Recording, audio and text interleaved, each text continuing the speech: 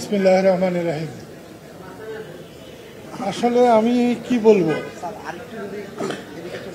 আমাদের ৮৬ বছরের বড় ভাই, তার বয়স দেখানো হয়েছে ৭৫ বছর। আমারই কিন্তু ৮০ বছর আমার হয়েছে। মুক্তিযুদ্ধ করেছিলাম জয় বাংলা বলে, মুক্তিযুদ্ধ করেছিলাম বঙ্গবন্ধুর নেতৃত্বে। বঙ্গবন্ধু আমার ধ্যান জ্ঞান, আমার চিন্তা চেতনা। যতদিন বেঁচে থাকব মুক্তিযুদ্ধ নিয়ে বেঁচে থাকব, স্বাধীনতা নিয়ে বেঁচে থাকব, বঙ্গবন্ধুকে নিয়ে বেঁচে থাকব। বিচার বিভাগের প্রতি এখনো আমাদের সকলের আস্থা আছে।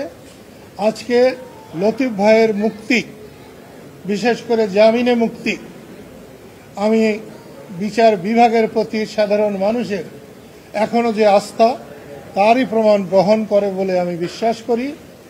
এই মামলায় যাদেরকে অন্যায়ভাবে এখনো জেলে রাখা হয়েছে, আমি অনুরোধ করব সরকারের শুভবুদ্ধির উদয় হোক এবং তাদেরকে ছেড়ে দেওয়া হোক, মুক্তি দেওয়া হোক।